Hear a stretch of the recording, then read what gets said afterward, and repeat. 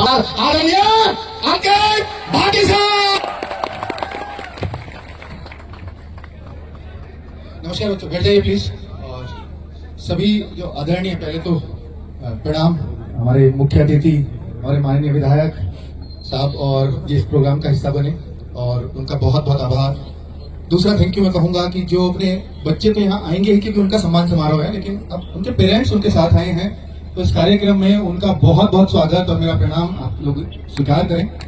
और बाकी बच्चे जो यहाँ आए हुए हैं इस खराब मौसम के बावजूद भी, तो भाई उनका भी बहुत बहुत थैंक यू, बहुत बहुत धन्यवाद इस कार्यक्रम को और शानदार बनाने के लिए।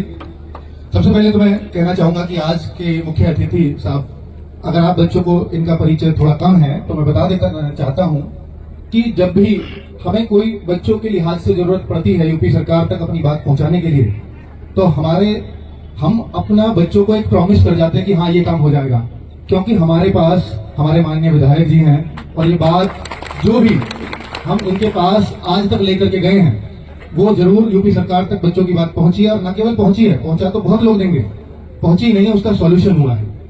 और आप देखो ना, यूपी पुलिस की जो पहली भर्ती थी 2023 वाली, उसमें एज रिलैक्सेशन मांगा था बच्चों ने कोरोना की वजह से।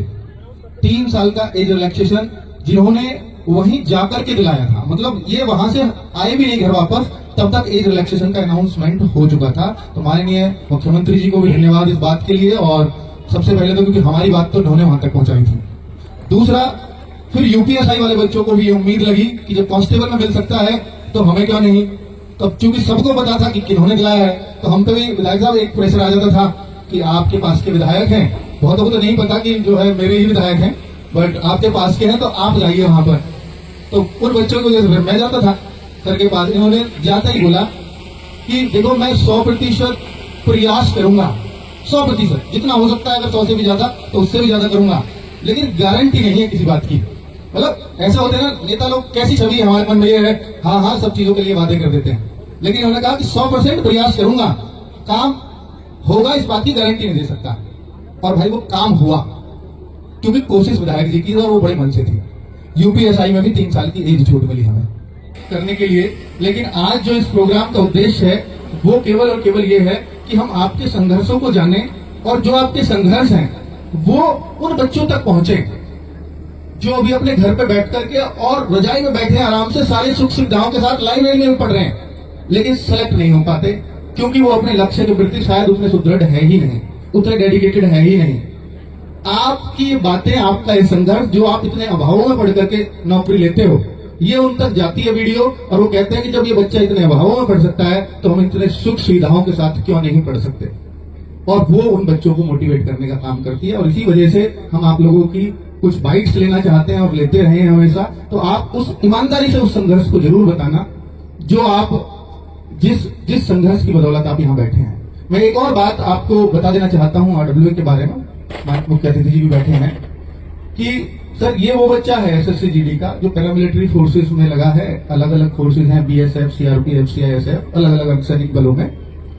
तो इन बच्चों की वजह से सर एक बुक है, आपको भी जानकर गर्व होगा, एक किताब है स्टैटिक जीके, जैसे एक बच्चा अभी नाम ले रहा था, आरडब्ल्यू की किताब आती है स्टैटिक जीके, हमने वो लॉन्च की। और सर बच्चे जो है इस भर्ती में, क्योंकि पूरे भारत के लेवल की भर्ती है, केंद्र सरकार की भर्ती है, तो हर राज्य का बच्चा तैयारी करता है, और हर राज्य का कोटा भी फिक्स है इसमें कि यूपी के इतने ही बच्चे लगेंगे, 50,000 ही वैकेंसीज थी।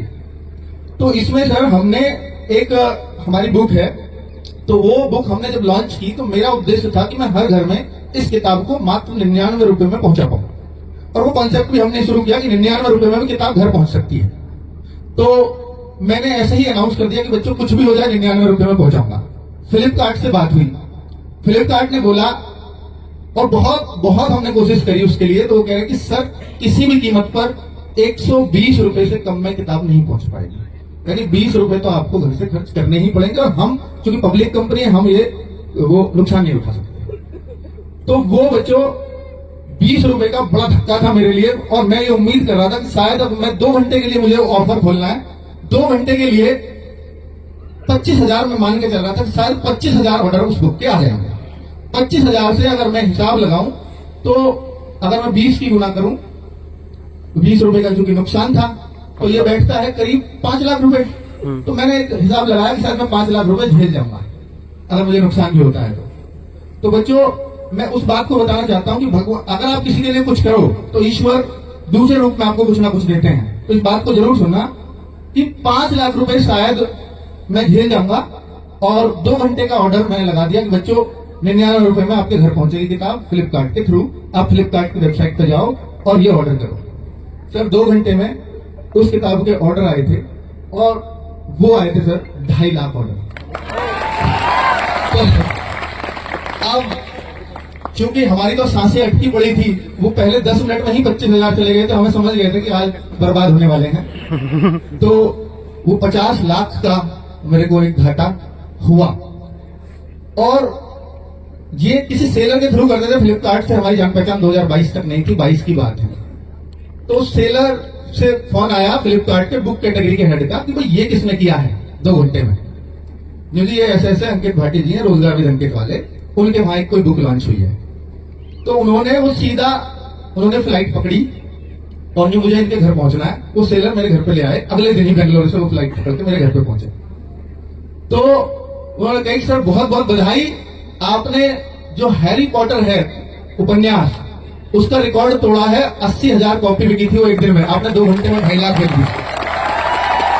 तो आपको बहुत बहुत बधाई। मन की जी मुझे कोई बधाई की खुशी नहीं है। तो ऐसा क्या? तो ऐसा क्या हो गया? मैंने बोला जी मेरा 50 लाख का घाटा हो गया, और मैं ये सोच रहा हूं बस कल से कि 50 लाख को कैसे पूरा किया जाए।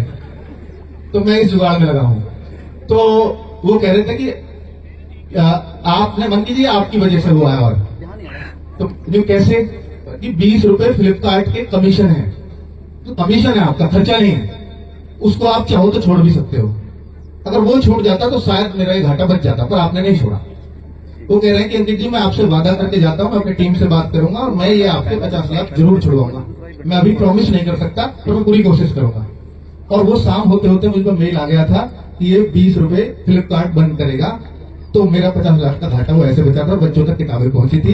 तो ईश्वर, जब आप किसी चीज को बहुत मन से किसी के लिए करना चाहते हो तो ईश्वर दूसरे रूप में आपको किसी ना किसी रास्ते से वो पैसा लौटा देते हैं, अगर आपका मन और नियत साफ हो। इसलिए अगर किसी का कभी भला करने की बात हो, आप सब लोग नौकरी लग चुके हो, अगर किसी का कोई लगे आपको कि वास्तव में बहुत गरीब कोई बच्चा है, तो भाई उसका भला करने की जरूर सोचना है और ईमानदार जरूर रहना अपनी नौकरी में। तो ईश्वर आपको कई गुना वापस करेंगे उसका। और 2022 से एक और बात बताओ, 2022 से ही असली तरक्की अगर आरडब्ल्यू की मानी जाती है तो 2022 के बाद से ही मानी जाती है, आपको पता हो। थैंक यू बच्चों। और बहुत कमाल, आज आपने 2